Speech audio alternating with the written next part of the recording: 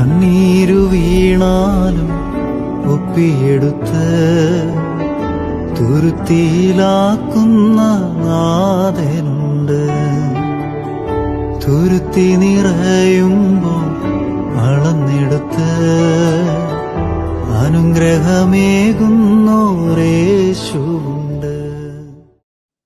പ്രിയപ്പെട്ടവരെ, good morning. കണ്ണുനീരിന്റെ വില, ഇങ്ങനെയുള്ള ടൈറ്റിലുകളൊക്കെ നമ്മൾ ഒരുപാട് കേട്ടിട്ടുള്ളതാ. പ്രസംഗ വിഷയങ്ങളൊക്കെ നമ്മൾ ഒരുപാട് കേട്ടിട്ടുള്ളതാ. യൂട്യൂബിലൊക്കെ ഇഷ്ടംപോലെ കാണാനും സാധിക്കും. കേട്ട് തഴമ്പിച്ച മടുത്ത ഒരു പ്രത്യേക വികാരവും കണ്ടാലോ വായിച്ചാലോ തോന്നാത്ത ഒരു ക്യാപ്ഷൻ അല്ലേ. ലോകത്തിൽ നമ്മുടെ കണ്ണീരിന് വലിയ വിലയൊന്നും കിട്ടാറില്ല എന്നുള്ളത് ഒരു സത്യം തന്നെയാണ്. ചിലപ്പോൾ അല്പനേരത്തേക്ക് ആരുടെയെങ്കിലും സഹതാപം പിടിച്ചു പറ്റാനായിട്ട് സാധിച്ചേക്കാം. That's all. എങ്കിലും ഒരു വല്ലാത്ത ഒരു നോട്ടം നോക്കി ആൾക്കാർ കടന്നു പോകുന്നതാണ് കൂടുതലും കാണുന്നത്. എന്നാൽ ഇവിടെ വേദപുസ്തകത്തിൽ, ബൈബിളിൽ ഒരു മനുഷ്യൻ പണ്ട് കണ്ണുനീരിന്റെ വിലയെക്കുറിച്ചൊരു ധാരണ, ശരിയായിട്ടുള്ള ധാരണ കിട്ടി. മറ്റാരുമല്ല, ദാവീദിന്. യങ് ഡേവിഡ് എന്ന് പറയുന്നതായിരിക്കും കുറച്ചുകൂടെ ശരി. സങ്കീർത്തന പുസ്തകം 56-ാം അധ്യായത്തിലെ സങ്കീർത്തനത്തിൽ അതിന്റെ തുടക്കത്തിൽ ഹെഡിങ് കഴിഞ്ഞിട്ട് താഴെ ചെറിയ അക്ഷരത്തിൽ എഴുതിയേക്കുന്നത് നിങ്ങൾ ഇന്ന് വായിക്കണേ. ഗായക സംഘ നേതാവിന് വിദൂരതയിലെ മിണ്ടാപ്രാവ് എന്ന രാഗത്തിൽ ദാവീദിന്റെ ഗീതം ഗത്തിൽ വെച്ച് ഫിലിസ്തീർ പിടികൂടിയപ്പോൾ പാടിയത്. ഇംഗ്ലീഷിൽ എഴുതിയേക്കുന്ന ഇങ്ങനെയാണ്. ആ രാഗത്തിന്റെ പേര്, ട്യൂണിന്റെ പേര് ഡോവ് ഓൺ ഡിസ്റ്റന്റ് ഓക്സ്. എന്താണ് ഇതിന്റെ പ്രത്യേകത? 56-ന്റെ 8 വായിക്കുമ്പോഴത്തേക്ക് നമുക്ക് ഏറ്റവും സുപരിചിതമായിട്ടുള്ളൊരു വാക്യമാണ്. നമുക്ക് പലവട്ടം കേട്ടിട്ടുള്ളതാകാം, വായിച്ചിട്ടുള്ളതാകാം. അവിടുന്ന് എൻ്റെ അലച്ചിലുകൾ എണ്ണിയിട്ടുണ്ട്, എൻ്റെ കണ്ണുനീർ കണങ്ങൾ കുപ്പിയിൽ ശേഖരിച്ചിട്ടുണ്ട്. NIV-യിൽ കുറച്ചുകൂടെ ഭംഗിയായിട്ട് എഴുതിയേക്കുന്ന കറക്റ്റ് അർത്ഥത്തിൽ എഴുതിയിട്ടുണ്ട്. You have collected all my tears in your bottle. നിന്റെ കുപ്പിയിൽ ശേഖരിച്ചിട്ടുണ്ട്. മറ്റു ചില മലയാള പരിഭാഷകളിൽ അത് തുരുത്തി എന്നാണ് എഴുതിയേക്കുന്നത്. തുരുത്തിയിൽ ശേഖരിക്കുന്നത് എന്താണെന്നറിയാമോ? ഒരു സ്ഥലത്ത് നിന്ന്, ഇസ്രായേൽ മക്കൾ ഒരു സ്ഥലത്ത് നിന്ന് വേറൊരു സ്ഥലത്തേക്ക് പോകുമ്പോഴത്തേക്ക് അവരുടെ കൾച്ചർ അനുസരിച്ച് കൊണ്ടുപോകുന്ന വൈനും ഓയിലും, അതാണ് ഈ തുരുത്തിയിൽ കൊണ്ടുപോകുന്നത്. തുരുത്തിയിൽ ശേഖരിക്കുന്നത്, ആർക്കെങ്കിലും കൊടുക്കുന്നത് തുരുത്തിയിൽ ശേഖരിക്കുന്നതാണ് രാജാവിനൊക്കെ പ്രസന്റ് ചെയ്യുന്നത്. അതൊരു ഹോണറബിൾ ഐഡിയ ആയിട്ട് അവിടെ കണക്കാക്കുന്നതാണ്. ഒരാൾക്ക് പ്രസന്റ് ചെയ്യുന്നതൊക്കെ അങ്ങനെയാണ്. പിന്നെ എണ്ണ പകരുന്നതും അങ്ങനെയാണ്. നമ്മുടെ വഴിയിൽ ആക്രമിക്കപ്പെട്ട് കിടന്ന ഒരു സമറിയാക്കാരനെ എണ്ണയും വൈനും ഉപയോഗിച്ച് ശുശ്രൂഷിച്ച ഒരു കഥ നമ്മൾ ഓർക്കുന്നില്ലേ? അതാണ് കാര്യം. You keep track of all my sorrows, you have recorded each one in your book. എൻ്റെ അലച്ചിലുകളെല്ലാം എണ്ണിയിട്ടുണ്ട്, അങ്ങയുടെ ഗ്രന്ഥത്തിൽ അത് എഴുതി വെച്ചിരിക്കുക. അപ്പൊ നമ്മുടെ ഓരോ കണ്ണുനീർ തുള്ളിക്കും വിലയുണ്ടെന്ന് ദാവീദിന് മനസ്സിലായി.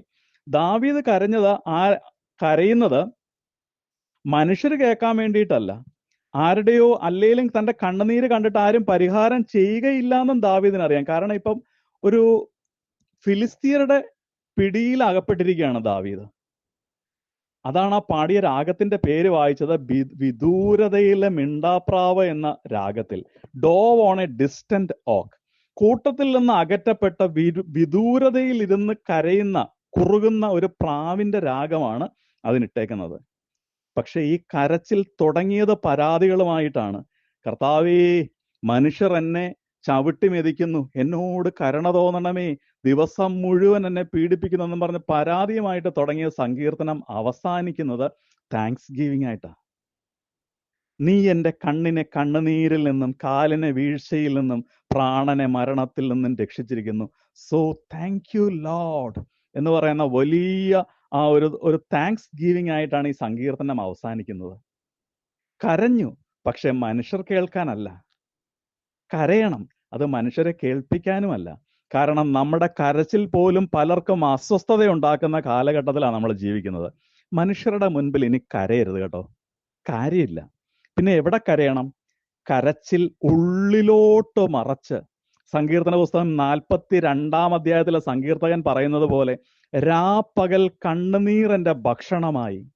എവിടെ നിന്റെ ദൈവം എന്ന് കാണുന്നവർ കളിയാക്കുന്നത് പോലെ എന്നോട് ചോദിക്കുന്നു എന്ന് ഒരു കരച്ചിലുണ്ട് അവിടെ, അല്ലേ?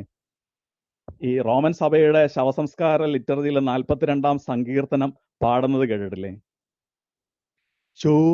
ചോദിപ്പു പരിഹാസമോടെ, എവിടെ നിൻ ദൈവം?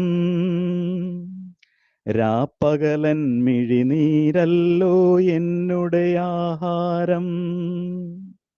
ദാവീദിനിടെ പ്രതികരിക്കാനായിട്ടൊന്നുമില്ല, പ്രതികരിക്കാനായിട്ട് സ്വാതന്ത്ര്യമില്ല, പ്രതികരിച്ചാൽ ആരും കേൾക്കത്തുമില്ല. യുവാവായ ദാവീദ് പുറത്തോട്ട് കരച്ചിൽ കാണിക്കാതെ അകത്തോട്ട് ഒതുക്കി കരയുകയാണ്. ആ ഹെൽപ്ലെസ് ആയിട്ടുള്ള സാഹചര്യത്തിൽ കണ്ണുനീരിന്റെ മുൻപിൽ ദൈവത്തിന്റെ ആശ്വാസം കിട്ടുന്ന ഉത്തരം അവിടെ തെളിയുന്നു. നമുക്കത് സങ്കീർത്തനങ്ങളായി നൽകപ്പെടുന്നു. എത്ര മനോഹരമാണല്ലോ നമ്മുടെ ദൈവത്തിന്റെ ഓരോ രീതികളും. പലപ്പോഴും നമ്മൾ ദൈവശബ്ദം കേൾക്കുന്നത് നമ്മുടെ നിസ്സഹായതയുടെ നടുക്കല്ലേ. എന്താ ഇതിന് കാരണം? ജസയുടെ 7 മക്കളിൽ സ്വന്തം വീട്ടിൽ സുഖമായിട്ട് കഴിയുമ്പോൾ ഇവിടെ ഒരുത്തൻ ദാവീദ് മാത്രം എന്താ ഈ അവസ്ഥ? ഉത്തരം യോഹന്നാന്റെ സുവിശേഷത്തിലാണ് കിടക്കുന്നത്. കർത്താവ് പറയുന്നു, നിങ്ങൾ ഇനി ലോകത്തിൻ്റെതല്ലാത്തതിനാൽ ലോകം നിങ്ങളെ ദ്വേഷിക്കും. ഓഡ് മാൻ ഔട്ട്.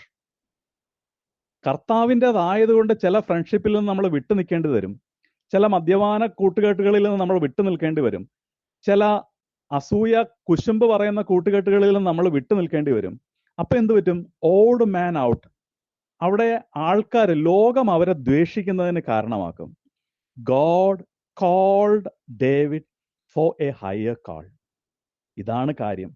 ഇത് നമുക്കും സംഭവിച്ചാൽ മാത്രമാണ് നമുക്ക് തിരിച്ചറിയാനായിട്ട് സാധിക്കുന്നത് ആ കോൾ നമുക്ക് കിട്ടിയിട്ടുണ്ടെന്നുള്ളത്.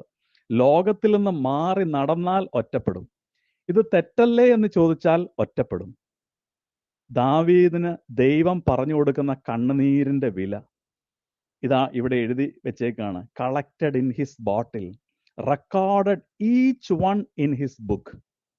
ഇതാണ് സത്യദൈവം. നിന്റെ അലച്ചിലുകൾ, സത്യദൈവത്തിന്റെ ഇഷ്ടം നടത്തുമ്പോഴുണ്ടാകുന്ന അലച്ചിലുകൾ, നിന്റെ കണ്ണുനീരുകൾ എല്ലാം കുപ്പിയിൽ ശേഖരിച്ചിട്ടുണ്ട്, അല്ലെങ്കിൽ തുരുത്തിയിൽ ശേഖരിച്ചിട്ടുണ്ട്.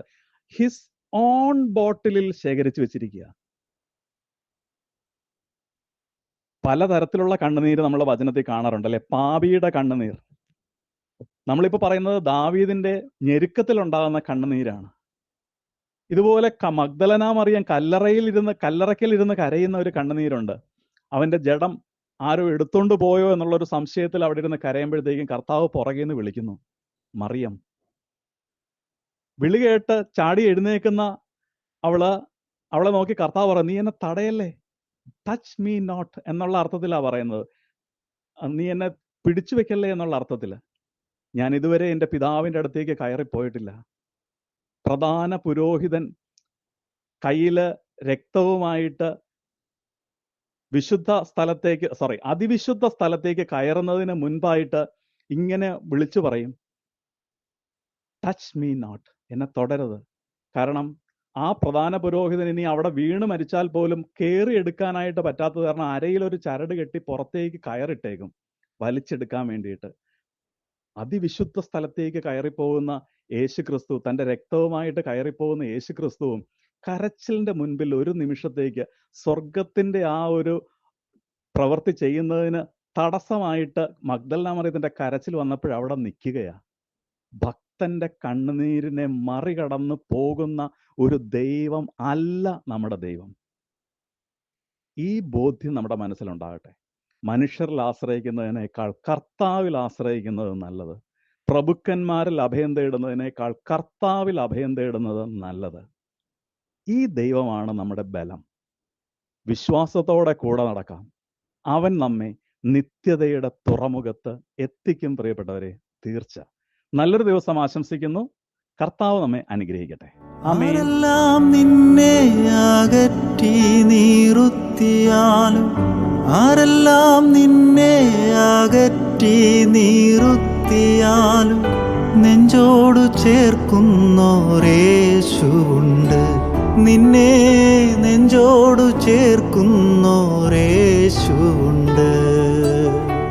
കണ്ണീരു വീണാലും ഒപ്പിയെടുത്ത് തുരുത്തിയിലാക്കുന്ന നാഥനുണ്ട്. തുരുത്തി നിറയുമ്പോൾ അളന്നെടുത്ത് അനുഗ്രഹമേകുന്നോരേശുവുണ്ട്. തുരുത്തി നിറയുമ്പോൾ അളന്നെടുത്ത് അനുഗ്രഹമേകുന്നോരേശുവുണ്ട്.